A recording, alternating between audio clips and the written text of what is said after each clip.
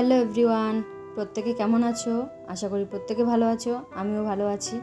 তো আজকে একটা রান্না শেয়ার করতেছি তোমাদের সাথে, যেটা হচ্ছে হেলেঞ্চা শাক। হেলেঞ্চা শাক আমরা বাঙালিরা, বিশেষ করে গ্রামের যারা আমরা থাকি তারা প্রত্যেকে আমরা চিনি। আর এই হেলেঞ্চা শাকটা অনেকে অনেক রকমভাবে খায় আর কি। অনেকে বড়া খায়, অনেকে অনেক কিছুর সাথে মিক্সড করে খায়, বাট আমি একটু আলাদা রকম করে খাই। জানি না কে কতজন আমার মতো করে রান্না করে। তো তোমরা যদি আমার মতো করে রান্নাটা না করো তাহলে তোমরা দেখতে পারো, এই রেসিপিটা দেখে তোমরা বাড়িতে একবার ট্রাই করতে পারো।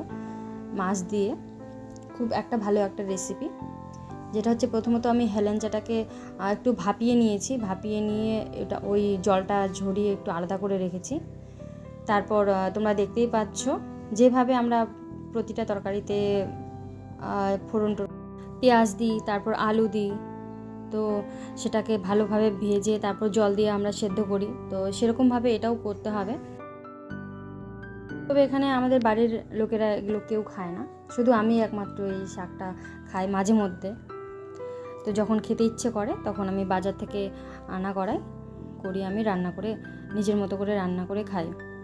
কিন্তু যখন গ্রামে থাকতাম বিয়ের আগে, তখন কিন্তু আমরা এগুলো প্রায় আর কি খেতাম। ওখানে তো কিনতে হতো না, গ্রামে তো কিনতে হয় না, আর শহরে তো সব কিছুই কেনা ছাড়া পাওয়া যায় না। যে কোনো কিছু কেন সব মানে খাও, তোমাকে সব কিছুই কিনতে হবে। আর গ্রামের পরিবেশটাই আলাদা, যেগুলো না কিনেও অনেক কিছু পাওয়া যায়। শাকের দিক থেকে তো মনে করো কিনতেই লাগে না, যে কোনো শাক বলো। তো আমি আজকে এটা মাছের মাথা, তারপর একটা মাছের পিস, যেহেতু একা মানুষ একা খাবো, তো তার জন্য আমি বেশি মাছ দিইনি। আর বাকি মাছগুলো যেগুলো আছে সেগুলো আলাদা করে সবার জন্য ঝোল হবে। তো আমি আমার মতো এরকম খেতে ভালোবাসি, তাই আমি এটা আলাদা নিজের জন্যই করছি। তো এটাকে ভালো করে প্রথমে কষাতে হবে, দেখতেই পাচ্ছ তোমরা। ভালোভাবে না কষালে কিন্তু ভালো লাগবে না। তো শাকটা দিয়ে দিতে হবে সাথে। কষানিটা হয়ে গেছে আমার, তার জন্য আমি জল দিয়ে দিলাম, বেশি করেই জল দিলাম, কারণ এটা একটু ফুটতে লাগবে, পাক করতে লাগবে। পাক না হলে কোনো তরকারি টেস্টি লাগে না। তো কষানি আর পাক এই দুটো জিনিস ভালোভাবে না হলে তরকারি, আমার মনে হয় তরকারি টেস্ট হয় না।